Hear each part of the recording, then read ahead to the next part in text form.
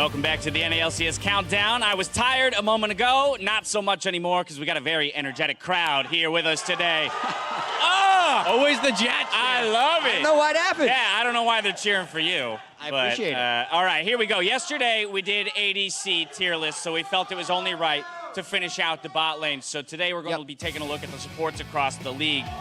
Immediately, the first thing I noticed is actually how much more similar your guys' lists are here for the supports than they were for the ADCs. Yeah, and we talked about the difficulty of evaluating AD carries because their team fight output is so tied to what their team does. A lot of times, to me, the support is kind of the thing that sets up the AD carry for his output. So that's easier for me to evaluate. Both in lane, supports lead the plays, and in team fights, oftentimes are initiated. And it's a great meta for it as well. There's so much playmaking from the support position. You see a lot of that, and that's why this list, I feel like it's easier to highlight who's performing well and who's struggling. That said, let us reiterate that this is purely based off of performance from the first 15 games of the split. This isn't who we want on our team. It's not who we're drafting first or anything like that. Yeah, it's not who's going to play better tomorrow. Exactly. It's all based off of the evidence of this split up to this point. So getting right into it, you both have Smoothie occupying the top spot. Yeah, and especially after the first half of this split, Smoothie was one of the front runners for MVP, has fallen off a little bit slightly, but since this is a cumulative effect of the first 15 games, you cannot discount how much pressure this guy has put out in lane, how much he's contributed to his team's strategy, both in vision and in initiation. He has been super solid for this team.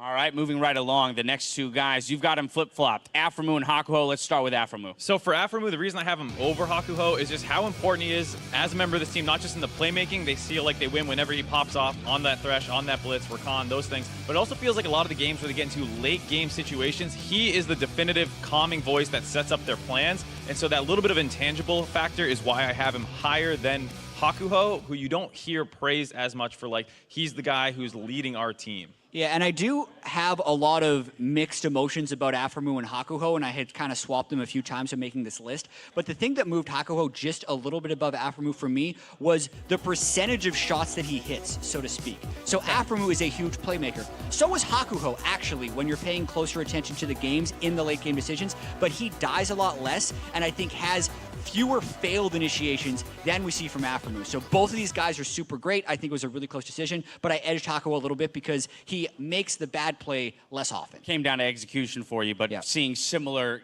strengths from both super good players. Moving right along, I mean, Biofrost sitting in that fourth position. A lot of people might be surprised to see somebody on a team that had been struggling so much throughout the split be this high on the list. I think he was one of the clear players still playing pretty well during that period when CLG was struggling a lot. And then when they turned things around, it was due to their bot lane starting to smash, which usually it's Biofrost leading. And then they talked about how they gave him big shot calling responsibilities. They upped what was on his plate, and he stepped up accordingly. So I think he has become one of the better ones by a pretty significant margin in the second half of the split while still being relevant in the first. All right, so Biofrost stepping up. Let's move right along to Adrian. Of course, the bot lane for Echo Fox has been a point of weakness. We've thrown a lot of criticism their way, and yet he's still here mid-pack. Yeah, and it is tough to evaluate the Echo Fox bottom lane because so much of this team is centered around the top and mid parts of the map. And Adrian has often been on winning teams, which is, even when you look at some of the underperformance of that team recently, I don't put all of that on Adrian. His laning has been quite good. A lot of his team fight decisions are very strong, and he's always towards the very top of the league in warding stats. All right, Mark, let's talk about this last guy here, Ole. He was a front runner for MVP conversations last year, and yet seems to be struggling quite a bit this time around. I think this pains all of us to put him down this low, but when you look at his impact in games, you look at the stats, there's really not much that you can do to praise him compared to who he was last split. There's clearly synergy issues between him and Doublelift. They, instead of amplifying each other and really improving and unlocking each other, it seems like there's a bit of synergy issues between them holding Ole's playmaking down. Yeah, there seems to be almost a different player that has the nameplate Ole, depending on the game or the champion that he's on. So he's had one or two games that were amazing, but he's had a lot of mediocre and below average games this split, way more than he's had in the past. Looking for more out of him. Yeah. Now we're going to do something a little fun. We're going to take you guys' lists from yesterday, going to smash them together. We're going to take your list from today, we're going to smash them together. And we're going to create basically an aggregate, an average bot lane tier list based on where you had put these players. So now I want to get your reaction. Oh, man. These guys have not seen this list yet, so they didn't know how it was going to pan out. This means that C9's bot lane is the top bot lane in the league, followed by 100 Thieves and then TSM of all teams, if you can believe it. So Sven and Mithy look a little high based off of what I've seen from them when you kind of aggregate them together. And I think it's funny that there's a 3-way tie for 4th as well between Clutch teams. Right. Is it an exact tie? I would like assume the 4 as rankings much. we put in. Yep. Yeah, it feels crazy. like Alltech and Adrian probably a little bit low as well. I think they are one of those dual lanes that if you rank them individually, maybe don't stand out quite as much, but they do work together in the environment of Echo Fox pretty well. Yeah, so right. I have a hard time with them. And then I'm a little surprised to see Wild Turtle Slant be 10th. Yeah, that if is I'm one being that honest. I think just happens based on the cumulative average of the rankings. We both had Stunt 9 as support. There's a lot of inconsistency of where we rank Turtle. Even though when I think of those guys in lane, they win a lot of matchups. I think bottom lane has actually been very competitive this split in the North American LCS in general. All right, I'm going to push us right along to Jad Stats, another Oh, frustrating boy. segment for me and Mark. Yeah, and actually, Dash, it's been frustrating for you. We have pulled together a highlight reel, perhaps, of your reactions to Miss Jazz Stats throughout the year. Let's take a look. All right, well, now comes a time where I have to step out of my comfort zone a little bit here and hand over the reins to Jad for a new segment entitled Jad Stats. Okay. Yeah. All right, that's fair. It's damn it! Okay, fair enough. What? It's damn it! Okay, last This one. segment's gonna get so depressing. We're going to end up at You have I'm on the board! Jazz Stat. No! Damn it! Damn it! Jad, what do you got for us today? Damn it! Damn it! Can we work together on this, Mark? Do you want? I hate that you're leaving me out to dry. I turned I love this competitive. like a team effort. Cooperative. I'm sorry. It was game. It wasn't top laner. It was a top laner. I'm sorry, Jake. Jake played there as I well. need a new Yes. partner. Damn it! Damn it! Mark got it. Damn it! Watch it. I swear to God! Am I helping you again? I don't, helping me They're again. Have you ever helped me in this? I think you guys can get some of them this week. Damn it! Damn it! Damn it! That's why we stopped on the board. That's why we all right? stopped On keeping the board. score. Notice that there's no tallies at the bottom of the score. These are hard.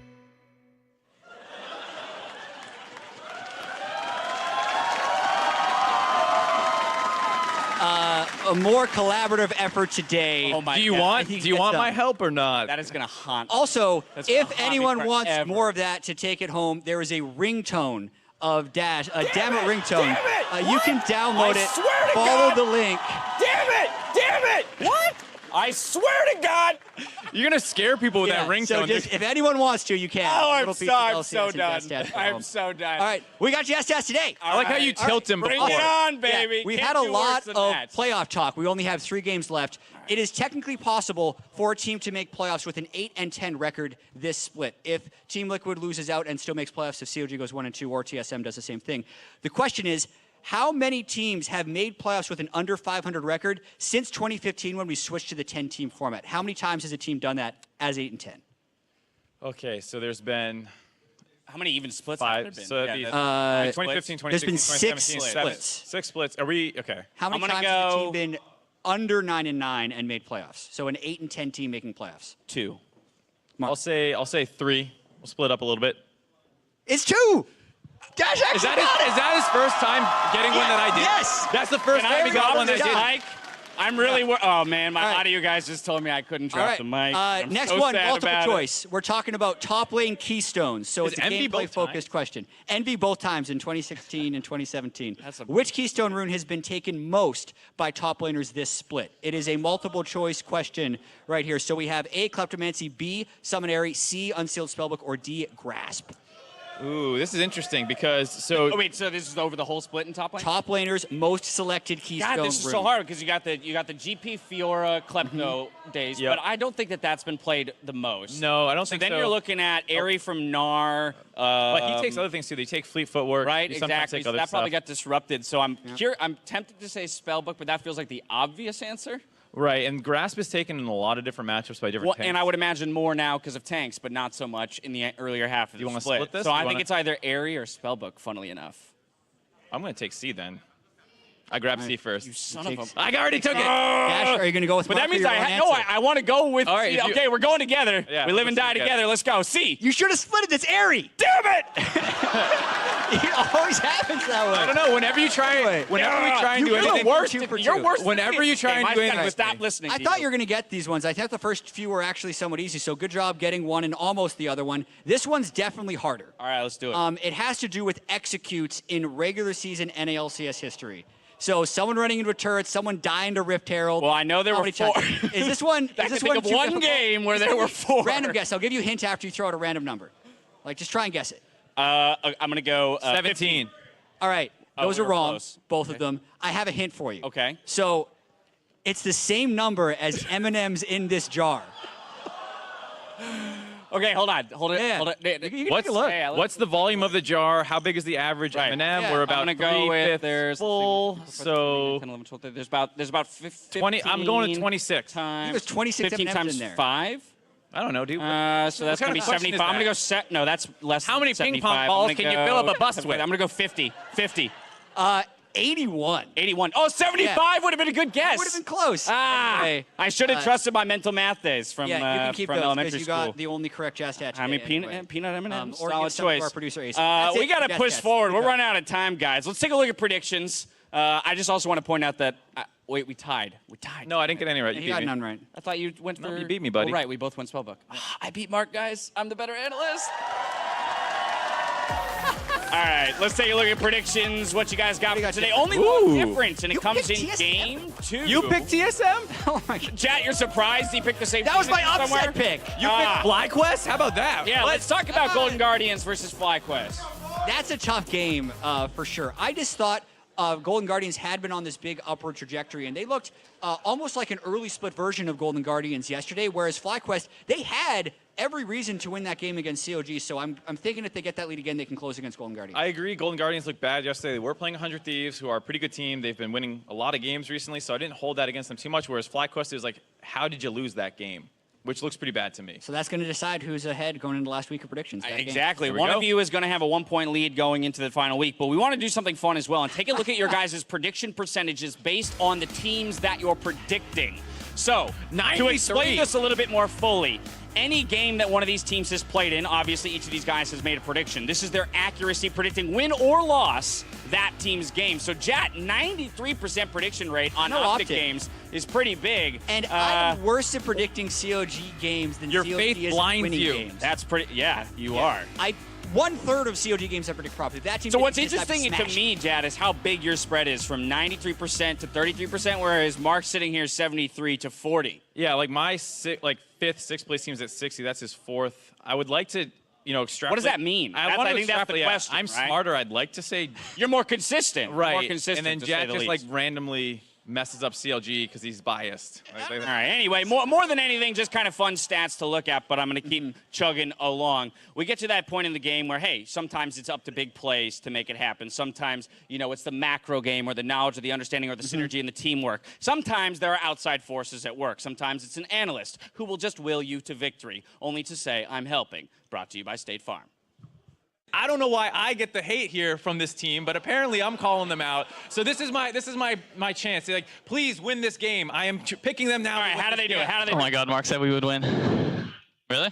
I'm not even kidding you. Oh my God. Guys, this is the time. This is it. We got to do it for Mark. I'll do it for Mark. Adrian that could be a kill. That could feast him. That could be a dead Adrian. The chop comes in. The damage. Finally, a kill comes through. 3 to 4. Flashing away. But they got Phoenix. QSSU's the duel against Apollo. Who's going to win it? Flashing away. Femin now in the play. The ulti coming across. The MR is so high, but the damage comes through. There's. Go in. And. Oh, Maxi! Maxi! Holy. Max is the savior. Maxi! Let's go.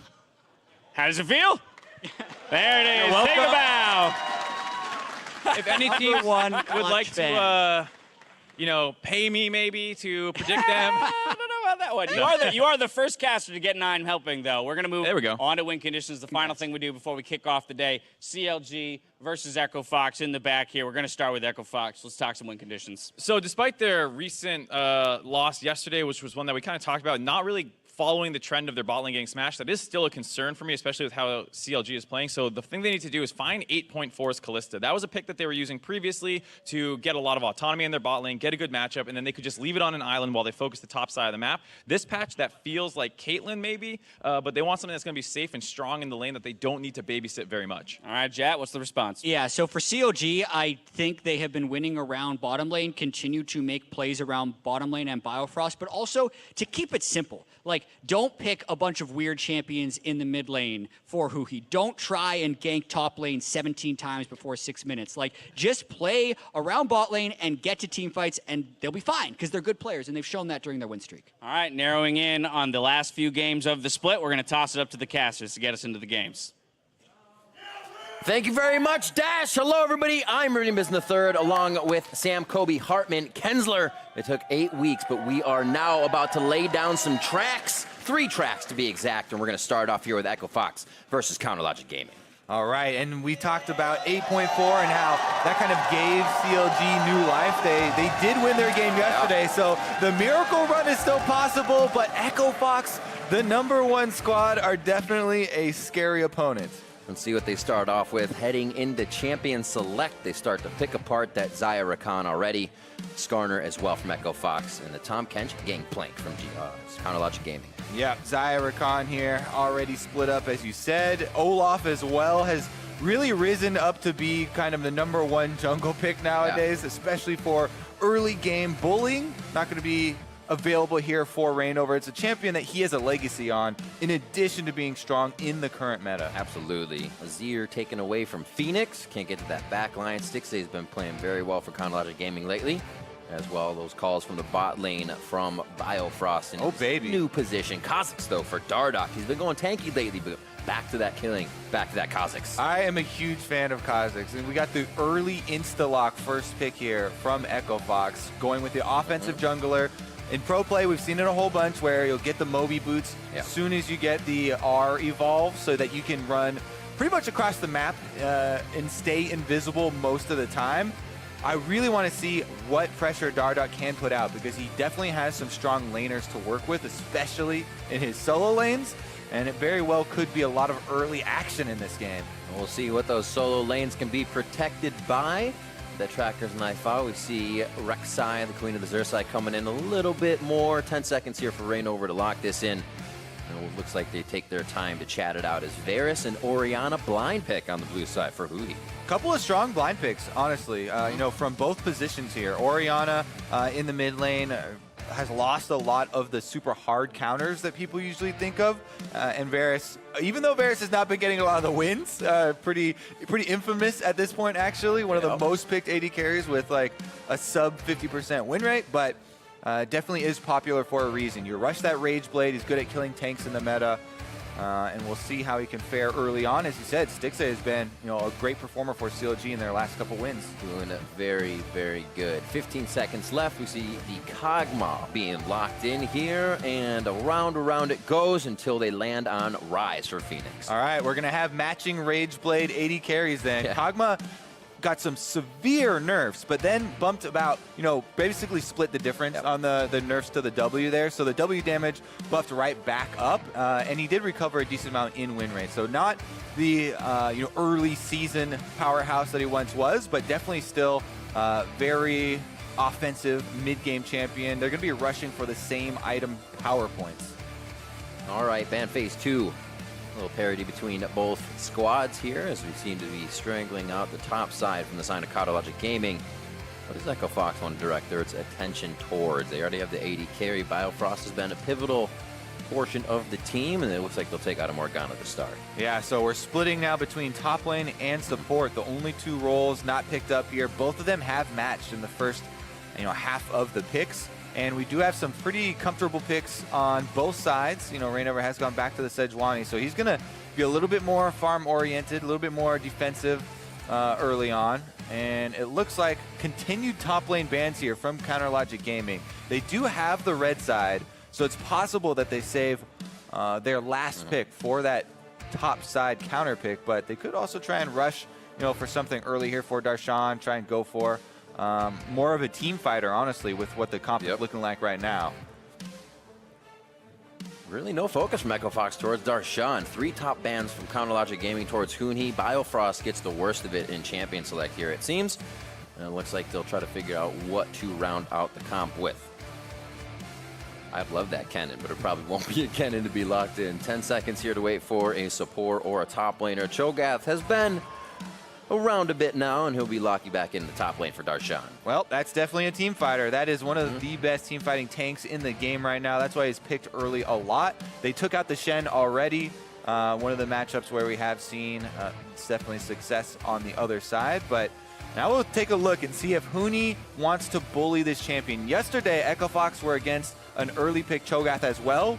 And Huni went for the Gnar to actually try and get that lane phase lead, try and bully him. And didn't really, make very much headway there. So maybe he'll go and split the difference this time around, but he very well could go for the 1 versus 1. Yep. Takes the Trundle. Looking at the past plays here, they might have thought Darshan would go for the Maokai, then Huni would go back and get the Cho'Gath, but Trundle still works for him. We've seen it on him before, and they're going to lock out. How do you feel about Echo Fox so far in this composition with Chronologic Gaming? It's interesting because Echo Fox are showing some split push. When you have a Kha'Zix on your team, you would greatly benefit from spreading out the map and getting the other people isolated and in those long side lanes. So Echo Fox have decided to draft 2 strong split pushing solo laners in the Trundle and the Ryze. So pretty clear, composition here from Echo Fox and clear goals for themselves. But they also have paired it with a Kog'Maw, which is a very low mobility AD carry. So this is definitely going to be a lot of eyes on the bottom lane of Echo Fox. Their positioning is definitely going to be key.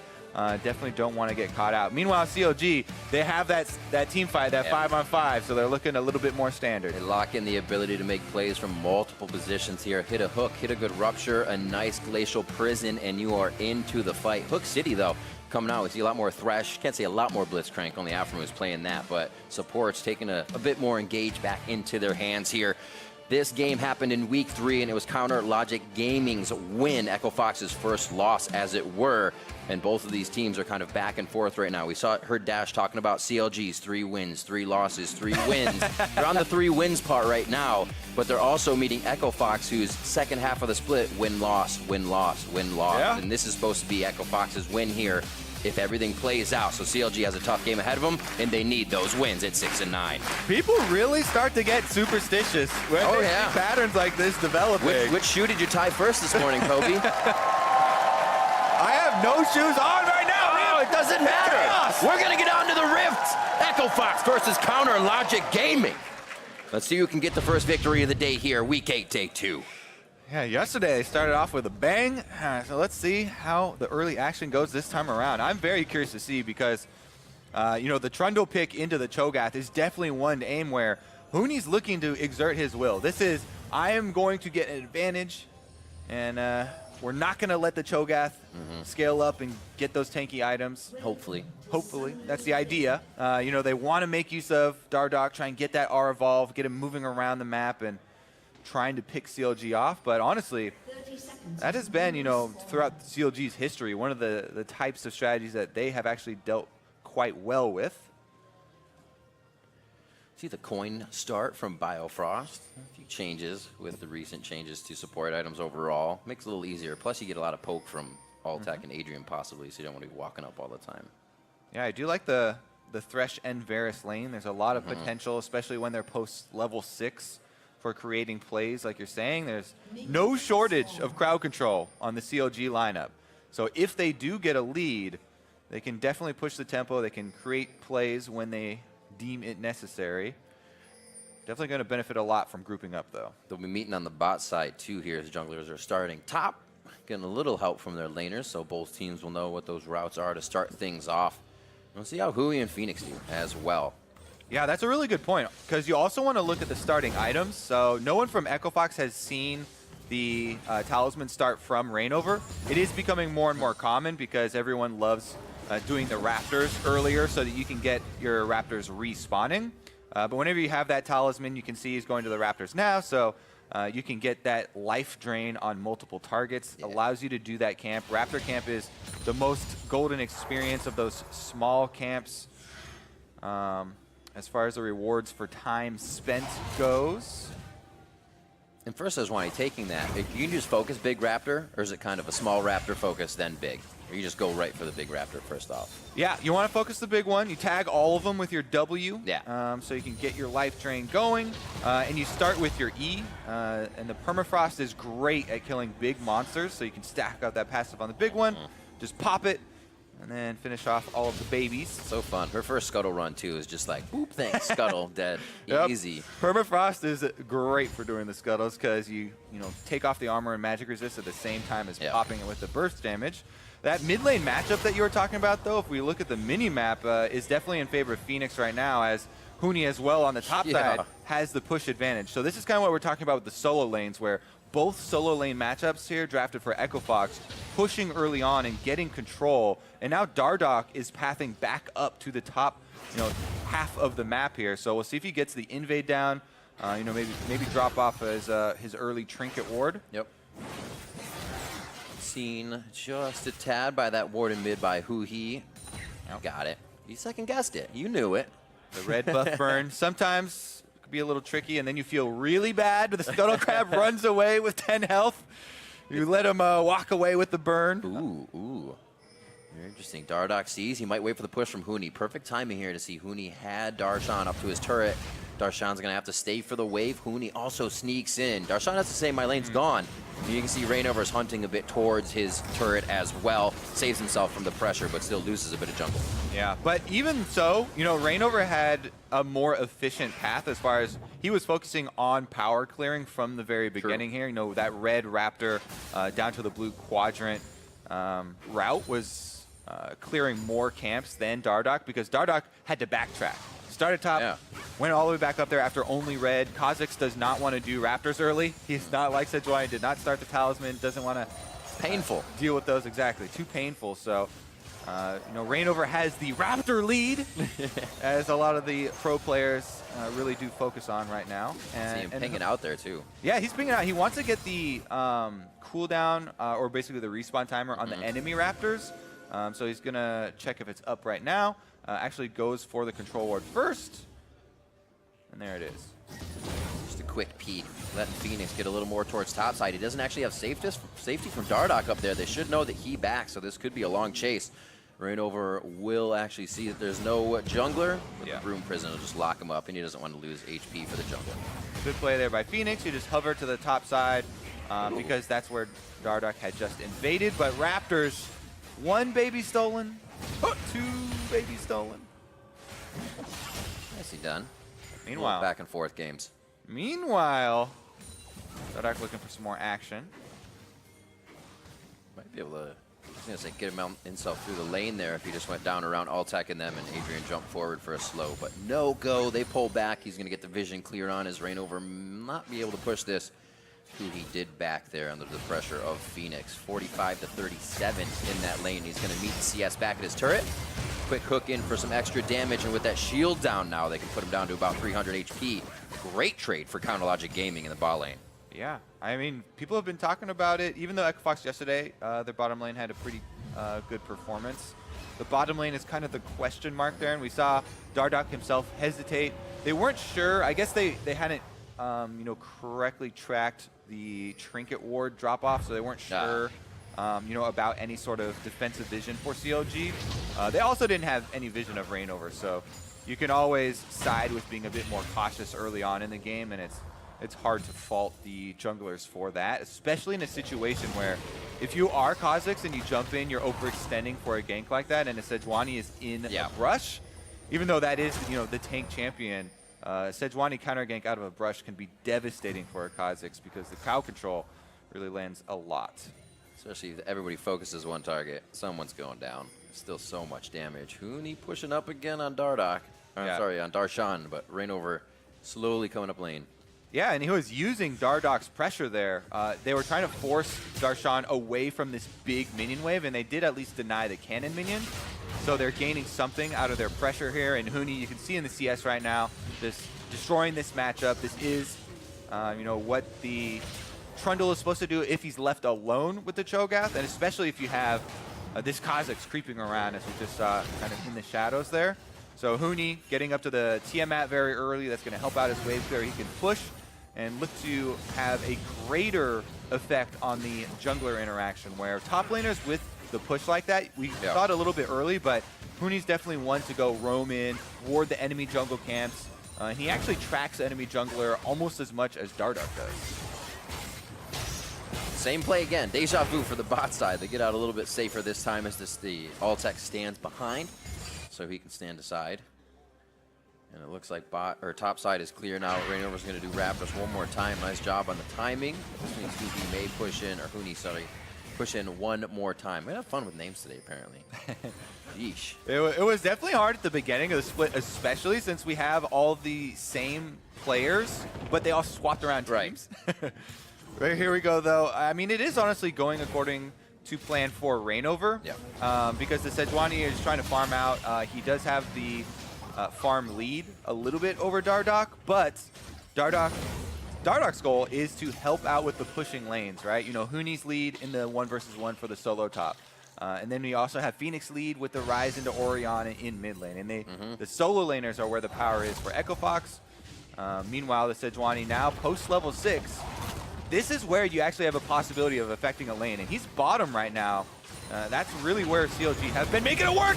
Possibly hit this. Oh, the shield goes up. That means it's just going to be onto Adrian, slowly getting himself out, but it was not Stixay under the Glacial Fissure. First kill going to Biofrost. Ignite to start things off. But once Hooney can get on the map, oh boy. Patience pays off, Riv. They just get the level 6s for the bottom in addition to Rainover. So Stixay has his ultimate, Biofrost, they don't hesitate to go in, and they're able to collect that first blood. Meanwhile, though, solo laners, still huge pressure for Echo Fox. Crazy. Yeah, he's taking the turret in addition to the big farm. This is the guy they threw three bans at in Champion Select.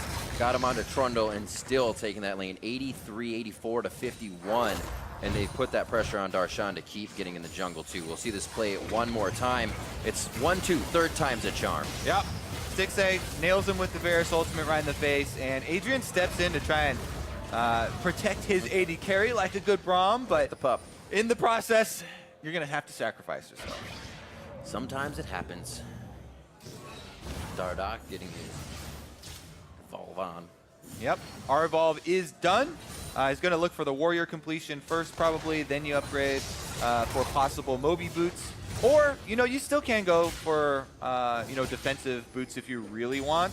But especially in pro play, we've seen how valuable, and especially considering this team comp, Yep. You know, the mobility and the perma-invis, basically, of those Moby boots is going to be.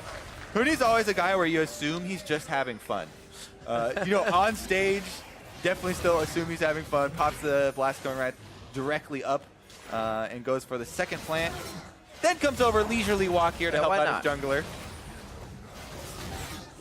Was his time in toying with plants, though, going to get them in trouble? It seems like they've actually been thwarted from taking this now. Ooh, the bite from Darshan. Wait, now they're in the back of the pit. Oh, that's why. Here comes Rainover. It looks like they're going to be right onto Hooney. He's out of mana. Tries to flash out. Bone plate's on, but it's not going to be enough. Ooh. That's when they get themselves in trouble. They stayed way too long and did not respect the roam of Counter Logic Gaming. Yeah, it's a no-fun zone. Hooney's time in the sun has been cut short. Biofrost comes over. He's the shot caller there, and you can see it. The Thresh, no hesitation. He moves in. They run them off of Rift Herald, throws back the Lantern. He calls over Rainover. Not only do they get another kill, but CLG also collect the Rift Herald. This is a completely new look. This is honestly a crazy run, and what people who have been longtime fans of CLG might even expect, where they tank the entire beginning of the season, only to make the resurgence at the last possible moment. And now they have a lead, if ever so slightly, on the #1 team. Still down in gold, but they do have the Rift Herald, as well as control of Dragon, and might be getting another objective. Making it work under pressure and when you least expect it. Walking in here, it's like they bought into the bait. They're like, wait, they're going to take damage from Herald? Oh, wait, there's Rainover. Yeah, Biofrost with the Lantern there. They pull in Rainover. They burst down Hooney. He had very little mana. Don't think... oh, he did just barely get off his ult, but he didn't have enough for anything else. We saw Huhi there. Oops. His Oriana ball snapped back. Yeah. So we got a Sombrero, one of the classics. But it wasn't a big part of the team fight because Bio and the rest had already taken care of the Echo Fox members. But just imagine. 12 minutes in here. About a 500 gold lead toward Echo Fox, but the map control towards the top side here is kind of allowing them to just cut CLG short in their own jungle. and they have to take it back with 2. Biofrost also on the backside of that, and the vision lets Echo Fox know things are a bit too dangerous. And again, pretty much all of the substantial gold lead for Echo Fox is focused on Huni. It's on this Trundle. He's got almost 1,000 gold lead over Darshan, just himself on the Trundle with all the CS here, and he has rushed into the Ravenous Hydra. So that is pure split push. You know, you heal right back up off the minion wave, but if you're in a team fight or something like we just saw up there, even a skirmish where you get focused by a couple members at once, and the crowd control locks him down. He couldn't lifesteal anything because he was locked up by Sejuani. And as far as pure 100-0 stats, is a bit more risky. So again, Echo Fox, they want to stick to the game plan of split up the team, have the split push, and make use of Kha'Zix's mobility. Just looking at Darshan, 2 minions, 1 champions for himself that he's been able to devour. Items. Only the Tabis right now is forced to do everything for Huni. So if he actually meets in a fight with Phoenix, that'll sting pretty good, as he's only prioritizing that armor right now. Who he gets blue, heads back towards the mid lane, and it's been Phoenix and Huni having a great time so far. CS is up, roams are up, and we haven't even really seen Phoenix's pressure on the map just yet. All right, the invades are coming a bit here. Huni, as we said, pushes in the lane, goes in for deep wards. He's trying to take over jungle control and help out, but hasn't really given them too much in the way of objectives yet. Oops! 0 for 2 Second thought. So far Second for thought. he has blue buff this time, so cooldown reduction, extra cooldown reduction on that ultimate. Even though Dardoch did have his leap to get away. Yep. Push down from Adrian. A little hover here from Rainover on the top. Biofrost may be able to lantern him in, but a slow rotation. They have eyes on Phoenix. Doesn't look like he'll be able to get out anytime soon. All right, going mid. Good damage movement. Calls back the command protect, and the realm warp is not used. So a lot of things trying to be activated all over the map. This knowledge says CLG can push towards bot side, and how far can they get with this Rift Herald? Yeah, the Rift Herald's going to finish it off. Sometimes when you have that many people already pushing them off of the turret, you might want to save the Rift Herald. Now the Rift Herald's actually going to die at the secondary turret, but then it also has the pressure where you're going to get the dragon. So CLG, they get the Mountain Drake on top of the turret that they're going to get here. Remember, Huni got the first turret bonus already in topside though, so Echo Fox, that was some of the gold that was keeping them in it. A mountain into an ocean. Dardoch heads top. Beautiful wards on the top side, just gorgeously placed everywhere. Those 2 visions, one in try, one right in front of that red brush, allows Dardoch to be a little antsy here with Huni. Gonna damage on, a rupture hits Huni. They're missing his damage and they can't get another slow onto Dardoch. Or I'm sorry, after Darshan gets out, Dardoch has to pull away. Yeah, whenever you have one of these type of situations where it's a pushing lane here with Huni complete control in the 1v1, you have to be very careful as CLG. That topside jungle isn't really your topside jungle, as Huni has taken control, and then we have the invisible Kha'Zix swarming around too, but mid lane! Ooh, nicely done. They get Phoenix as he tries to move into a safe spot. Glacial Prison into 3. Biofrost cuts off the exit, lanterns Huhi over for the kill to finish it off there, and Counter Logic Gaming are looking clean as they move towards mid. That pressure from Huni now towards the mid lane. Glacial Fissure and everything, including the kitchen sink thrown at him so they can't take the turret down. They actually get out quite healthy.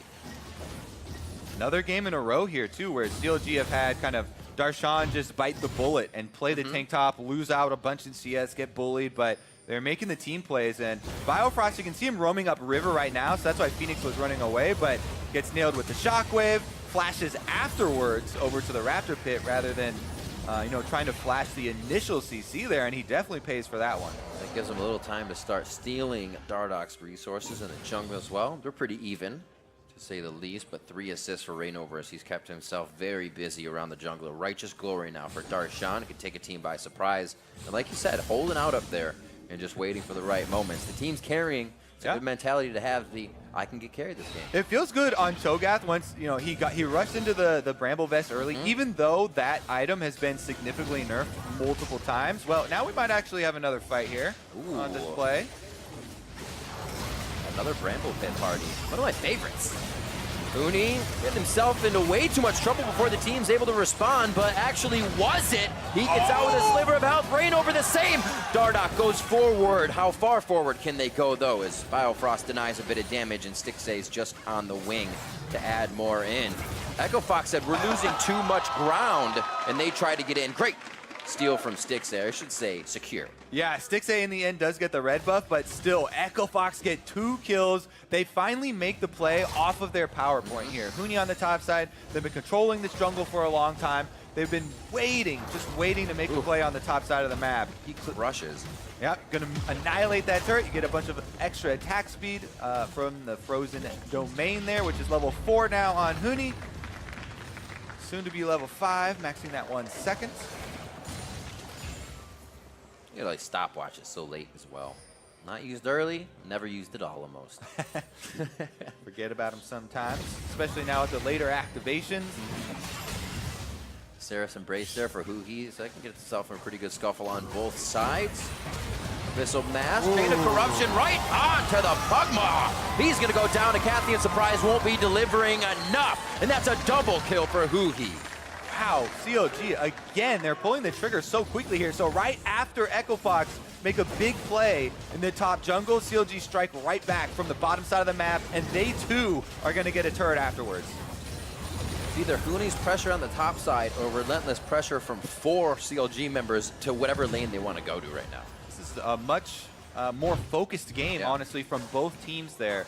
All right, CLG, let's take another look, because this was, I believe, a flash from Stixay plus the flash from Bio there to follow up. CLG definitely offensive-minded here, but if you have the coordination and they're able to layer the CC, so Altec was unable to get his flash off in between any of those, then it does look good, as you saw there. If there's a half second that they actually hesitate and they mislayer those crowd control abilities and Altec does get the flash off midway through, then everything kind of falls apart, but they're able to pull it off. And Darshan, with a little bit of extra money, is able to get that Negatron cloak, so he'll last. We were talking about having to build against Huni. He can survive that and a little bit more now. Buddy system of Rainover and Biofrost. We always see jungle support roaming around. Looks like they might be able to make a play here, but they just wanted the vision. Baron comes up, 20 minutes on that clock. Ocean Drake in 1. We don't even see too much vision around that as Huhi gets top lane pushed up so the team can start to focus the top area of the map. All right, level 11 for Dardoch. He has his second evolve now for Echo Fox. He has the completed Dustblade of Drakthar as well as the Moby Boot, so they want to try and make one of those pickoff plays, and Huni's still splitting.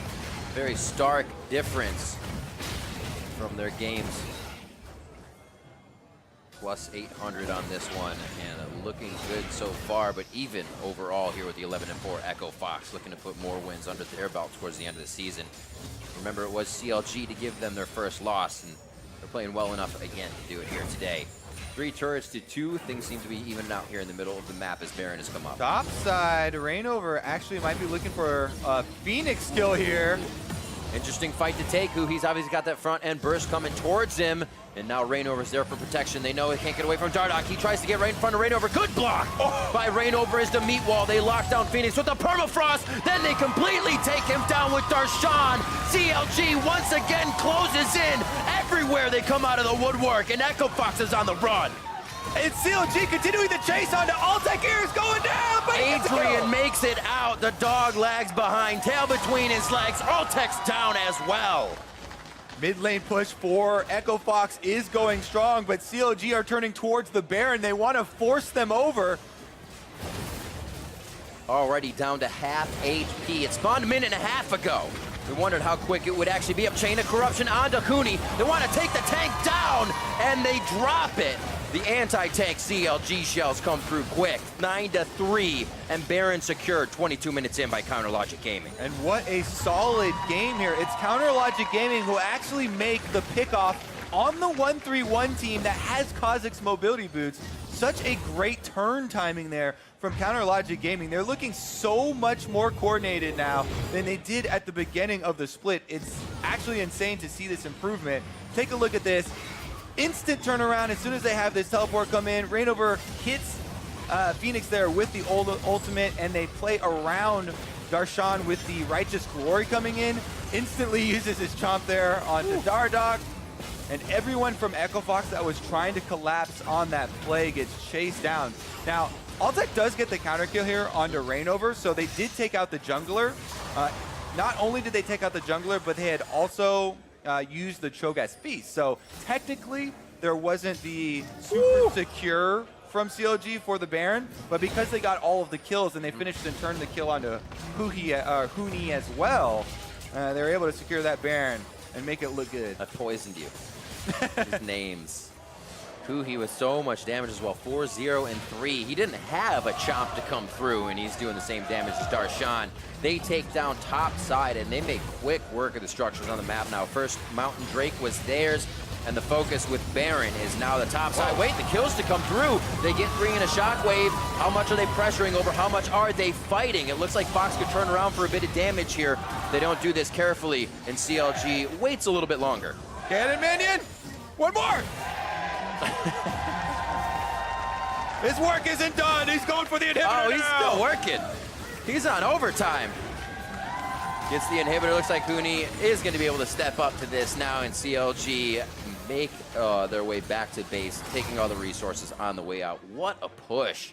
And what a last 3.5 minutes by Chronologic Gaming. Yeah, it becomes extremely difficult for Echo Fox at this stage, because we talked about how much crowd control CLG drafted in their draft phase. That's why they're so strong in the 5 versus 5 here. They have a lot of options, and you know, picks like Thresh look good if you make them look good, like Biofrost is doing. Constant playmaking here from Biofrost. And we've heard so much about how, you know, he's doing so much more of the shot calling. They look so much more coordinated now. Honestly, Counterlogic Gaming looking stronger than ever for this split, and they're still keeping alive their hopes of playoffs. Dragon is up, and they should be able to collect that as well. Also having quite a diverse champion pool for himself. Tarek, Braum, Morgana actually had that banned out against him this game in their win against FlyQuest yesterday, 0-2 and 19. So all over with the Black Shields and getting those assists in the fights. 9-3 as they now pressure second tier mid. The Cannon's getting a lot of help. Shots. These aren't just cannon shots. Dude, the 5 crowd cheers the cannon on every time. Darshan's protecting him. Bodyguard. How many more? There it is!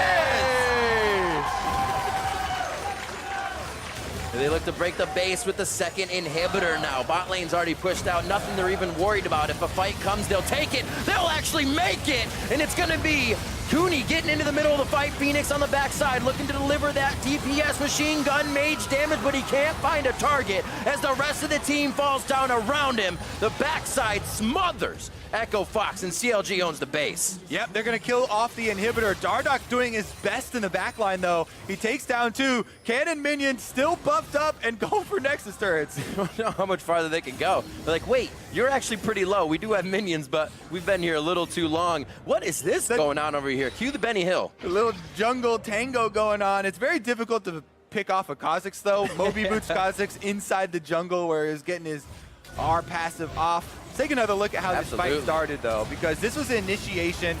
You know, they start off on Phoenix there on the left side for Counterlogic Gaming. Pretty big knockup from Adrian in the middle, and they make CLG retreat a little bit, enough for Dardoch to slip into the backside there. He kills off Huyi and takes down the Orianna, plus finishes his bio there just barely, allowing the Kog'Maw passive to do its work, and now he's trying to take off the dragon, so he's trying to scrape together some positives here for Echo Fox. Oh, wait. No way he's going to find. Oh, he wards him! He's not a window shopper. He knows. Yeah. Keeps an eye on the map.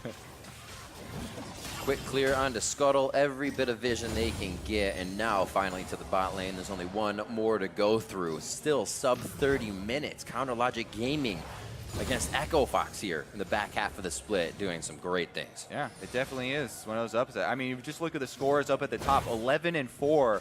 Echo Fox have only lost 4 this entire split so far. But CLG looking to make it number 5 here. They've got level 16 now on Huhi's Orianna. The Shockwave is going to be big, so Echo Fox have to keep their eyes on the ball. Cannon Minion on the turret, as is the rest of the team. Eyes on Stixxay on the bottom. A few concussive blows on him, but does not get locked down. We talked about that bot lane. We talked about where teams are attacking Echo Fox, and it was for Stixxay and Biofrost. Rainover ganking bot. That's where they are now to take the last turret of the game as Echo Fox goes for broke, possibly starting this fight. Huni doesn't even get to blink in that fight, goes down as Darshan finally uses the stopwatch, and they are just dancing around any engage Echo Fox can put out right now. Yeah, minions are flooding into the base. CLG knocking at the door, and there's only one inhibitor turret left.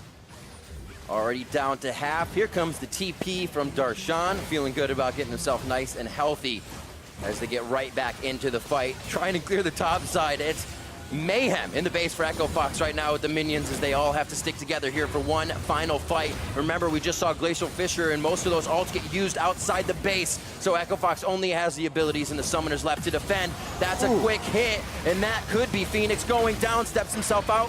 Seraph's Embrace keeps him alive. He gets shot. Good eyes by Altec, but how close can he get? Because it will be turned down by CounterLogic Gaming. Adrian can't help that. And it looks like they're going to get out safely for now, but it is staved off for the moment, and Echo Fox could find some kills as they leave. All right, Rainover is going to be the last one out, but CLG have done their damage. One inhibitor has respawned for Echo Fox on the top side, so they're saying, hey, we got a skill for late, boys. Try and clear out minions.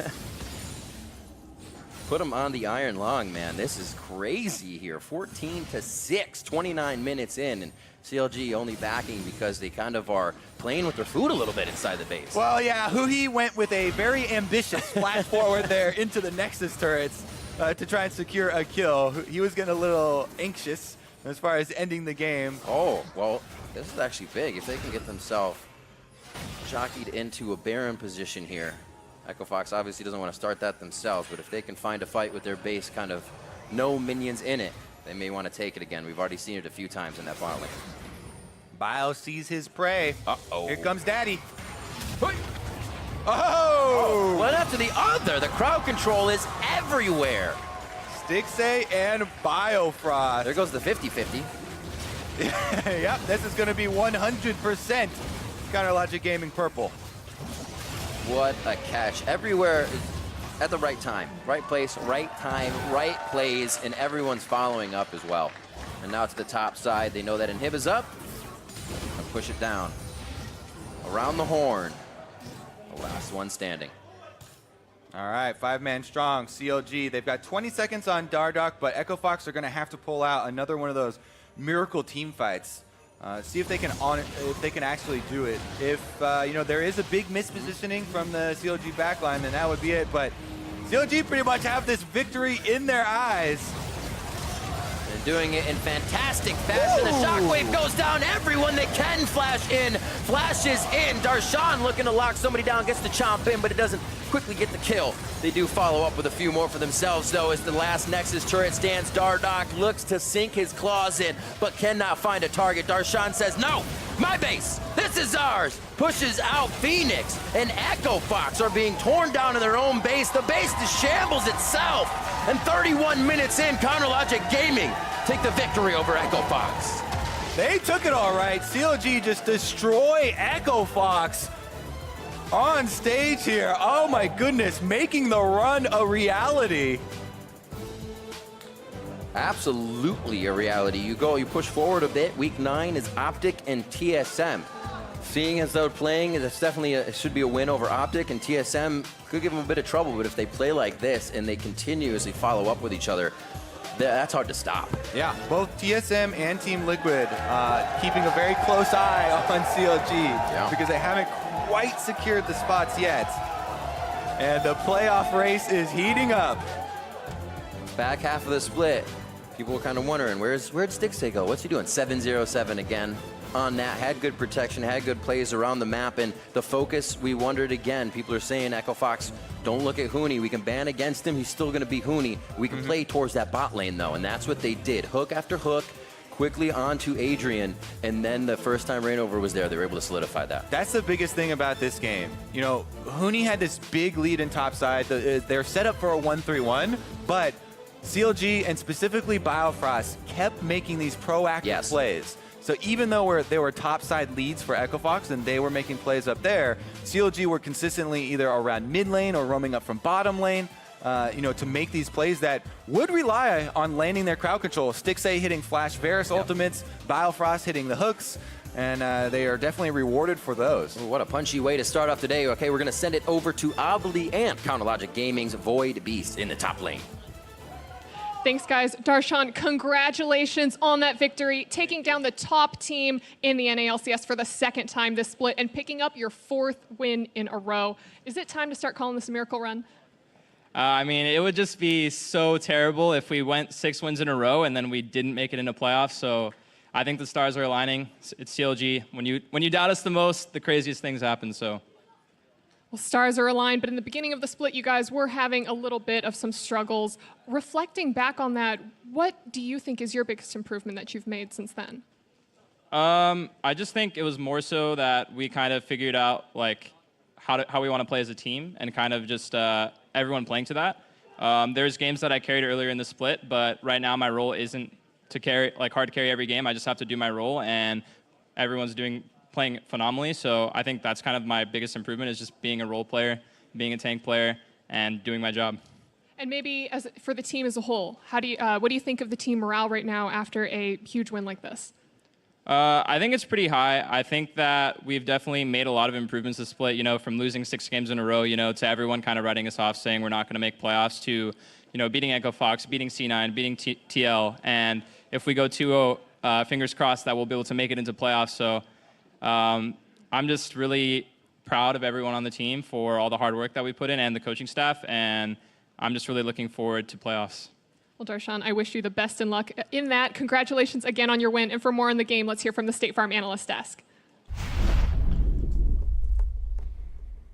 Thank you very much, Obli. Straight from Darshan's mouth, the stars are aligning for CLG. I wasn't going to say it at the top of the day, but I did say if they won against Echo Fox, I would. It could be the miracle run here, Jack. It could be the miracle run. I mean, really, this is why I ranked them so highly in the preseason. Right, yeah, you saw this clearly from and that's why your prediction rating's so low, obviously. It just dropped a little bit more. And once again, the two strengths and weaknesses that Echo Fox were on display. Huni takes a turret pre-10 minutes by himself, but their bot lane's dying to ganks on the other side of the map, which sets up this mid-game where there's a lot of skirmishing going on, but CLG kept coming out ahead. Yeah, and there was one fight that didn't go their way, which I think was here when Huni teleports in and they're able to kill Darshan early. But aside from this fight and Huni taking a lot of turrets by himself, everything else was going CLG's way. And note the pattern in a lot of these fights. Huni isn't there. So CLG pretty aptly just played around Huni for a lot of this game.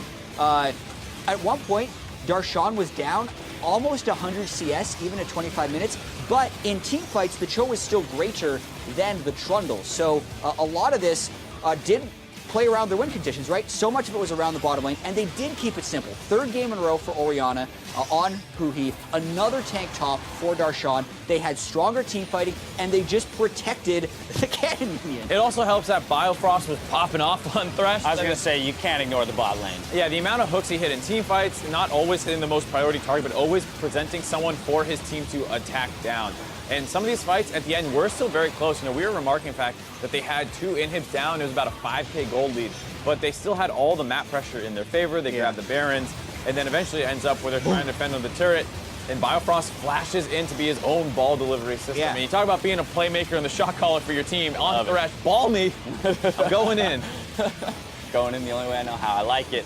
I mean, overall, CLG looking impressive in this win. Echo Fox, though, I mean, like we said, it continued struggles out of the squad on the back half of the split. So much so that they're now technically a half a game behind C9 in the standings and in danger in some senses of losing their first round bye with 2 games left to play in the season. That's crazy, right? I mean, and this is also, right, when we're talking about Echo Fox, the start of the year was all about, well, what'll happen when they lose a few games? Not much happened when they had their first few losses, but now that they have had an 0-2 week against Clutch and CLG, both teams they were expecting to beat, weren't able to immediately bounce back, didn't bounce back from their questionable week last week. Now is that time where you're testing that team synergy. I mean, we saw Huni there after the game.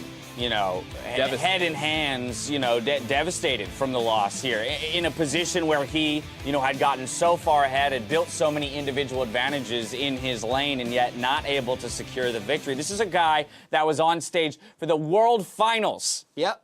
For the World Finals, and now he's losing to a team well below him in the standings in the North American LCS. I mean, I can only imagine what's going on in his head. And again, the question is, how will Echo Fox, both Huni and the rest of the team, respond to these losses and kind of reorganize themselves moving into the postseason? It's really hard because, I mean, Huni is still playing very well, but he's not playing immaculately. Like in the Gnar game yesterday, he jumped in once as mini Gnar, got himself killed around Baron. This time died in the front line a couple of times, getting CC'd up as Trundle, not as tanky despite how far ahead he was. So it's very scary for Echo Fox. And CLG, on the other hand, like you kind of have to tip your cap to them because their fan base was calling for Tony's head not too long ago. And it's like they completely changed their playstyle from the start of the season, carries top, roaming top. I want to point something else out. It was just a week or two ago that Joel started predicting CLG for every game. And they've been on hot streak since then. But let's take a look. If they are going to make the miracle run, Jack, these are their next two opponents in Week 9, Optic Gaming, TSM. How likely is this to happen? Well, I'm going to keep saying it's not likely, Dash. It is still not super likely. But Optic Gaming, they lost to them before. With the win streak, you expect them to win that. But also, best of ones, they're fickle, man. Like, CLG probably, in all likelihood, should have lost to FlyQuest yesterday. And we wouldn't even be having this discussion. But this was the most solid win they've had against Echo Fox, and now it's a real possibility. And Darshan mentioned it in his interview as well. It is possible they go 9-9 and still don't make it. Right. So there's no guarantee that even winning out gets them in. They're still reliant on some other stuff. Exactly. So what happens, though? They're going to be watching that TSM Cloud9 game very closely. Because if TSM lose to Cloud9, then if CLG win every game, they'd actually beat TSM for that spot. Boom.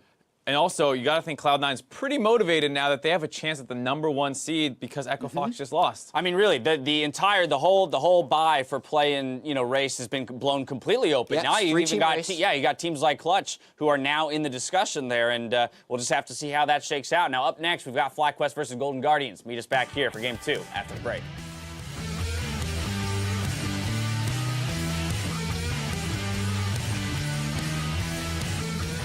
Possibly hit this. Oh, the shield goes up. That means it's just going to be onto Adrian, slowly getting himself out. Ooh, nicely done. They get Phoenix as he tries to move into a safe spot. I got both. Yeah.